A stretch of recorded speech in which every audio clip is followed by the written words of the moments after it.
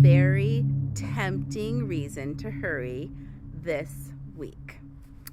I was going to have a dinner party, and what could be more tempting to hurry than to have people over and want to have your house clean and inviting, and you just want to move fast. And it's actually, for me, it was fun. I was having a great time. I was not hurrying in a negative emotional state. I was in a positive emotional state. And yet I knew that if I hurried, I was going to crash, and also the other consequence could be that I was going to not be nice to my family. So I was really trying to keep it down. I was like, I'm not going to get in a frenzy.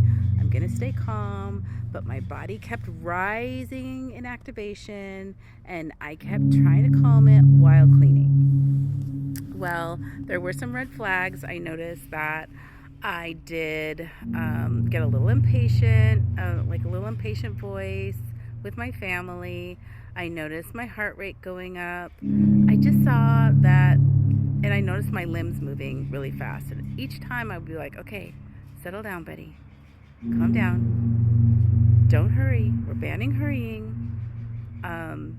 And so I would, but then it would rise again because it was so fun. Like, adrenaline is fun. Not always, but in this situation, I was having a good time. And that is the addictive part about it. Like, it really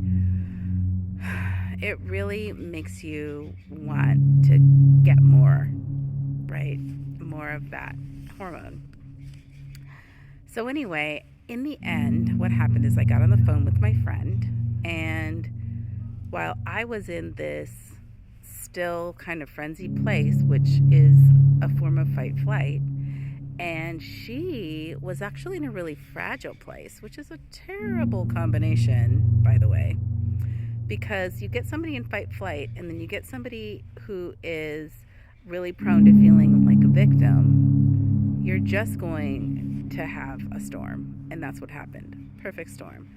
So I was talking to her, and she started trying to repeat what I was saying. Oh, the other thing about this is that we both knew that this was not a good topic, and we were both saying, oh, let's put this off, or at least I was, I think.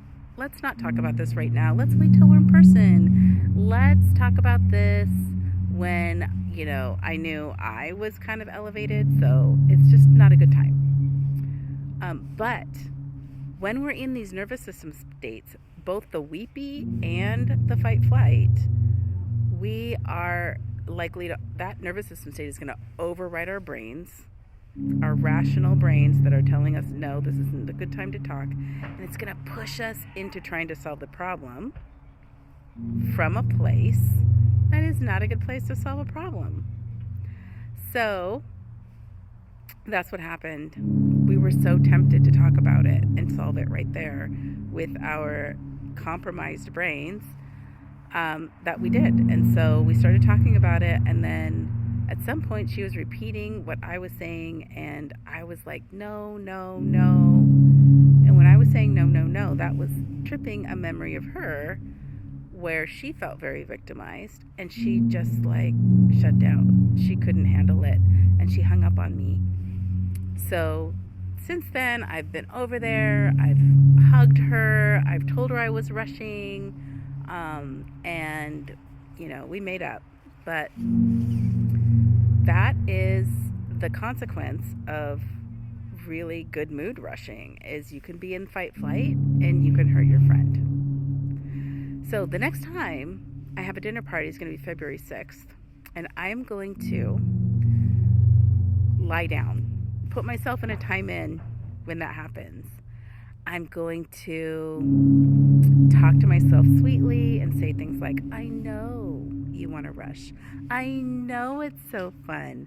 And I'm going to just lie here until I feel calm enough to enjoy myself, have fun in equilibrium. And if that feels uncomfortable, then I'm going to get up and do some running or some shaking or some yoga or something physical to offload the tension before trying again. That's my plan. I'll keep you posted.